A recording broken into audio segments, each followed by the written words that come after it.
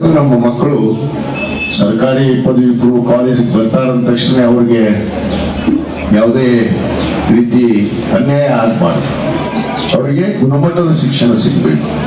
ಆ ಗುಣಮಟ್ಟದ ಶಿಕ್ಷಣವನ್ನ ಸಿಗೋದಕ್ಕಾಗಿ ನಾವು ಹೆಚ್ಚಿನ ಒಂದು ಆಸಕ್ತಿಯನ್ನ ಬಹುತೇಕ ಯಾವ ಶಾಸಕರು ಕೂಡ ನಿಮ್ಮ ಒಕ್ಕೂಟ ಮತ್ತು ಈ ನಿಮ್ಮ ಕಾಲೇಜಿನ ಯಾವುದೇ ಅಭಿವೃದ್ಧಿ ಕೆಲಸ, ಯಾವುದೇ ಒಂದು ಚಟುವಟಿಕೆ ಕೆಲಸಗಳಲ್ಲಿ ಭಾಗವಹಿಸುವುದಿಲ್ಲ.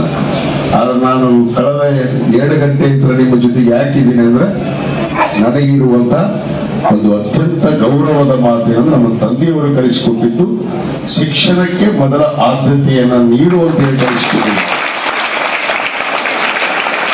ಆ ಶಿಕ್ಷಣಕ್ಕೆ ಹೆಚ್ಚಿನ ಆದ್ಯತೆಯನ್ನು ನಾವು ಕೊಟ್ಟಾಗ ಒಬ್ಬ ಜನಪ್ರತಿನಿಧಿಯಾಗಿ ಆ ಶಿಕ್ಷಣ ಸಂಸ್ಥೆಗಳು, ಸರ್ಕಾರಿ ಏನಿವತ್ತು ಸಂಸ್ಥೆಗಳು ಇವತ್ತು ಮುಂದೆ ಬರೋದಕ್ಕೆ ಸಾಧ್ಯ ಇದೆ. ಆ ನಿಟ್ಟಿನಲ್ಲಿ ಇವತ್ತು ನಮ್ಮ ಎಲ್ಲ ಹುಣಗುಂದ ಮತಕ್ಷೇತ್ರದಲ್ಲಿ ಇರುವಂತಹ ಇವತ್ತೇನು ಪ್ರಾಥಮಿಕ ಹಂತದಿಂದ ಹಿಡಿದು ಇವತ್ತು ಪದವಿಯವರೆಗೂ ಕೂಡ ನಾವು ಹೆಚ್ಚಿನ ಆಸಕ್ತಿಯನ್ನ ಇವತ್ತು ವಹಿಸಿದ್ದೇವೆ. ಒಂದು ಕ್ರಾಂತಿಕರವಾದ ಒಂದು ಬದಲಾವಣೆಯನ್ನ ತರಬೇಕು ಅನ್ನೋ ಒಂದು ಉದ್ದೇಶ ಕೂಡ ನಮ್ಮದಾಗಿದೆ. ಅದಕ್ಕೆ ನಾನು ವಿದ್ಯಾರ್ಥಿನಿಯರಲ್ಲಿ ವಿನಂತಿ ಮಾಡಿಕೊಳ್ಳೋದಿಷ್ಟೇ, ನಮಗೆ ಸಿಕ್ಕಿರುವಂತಹ ಈ ಅವಕಾಶವನ್ನು ಸದುಪಯೋಗ ಆಗಬೇಕು.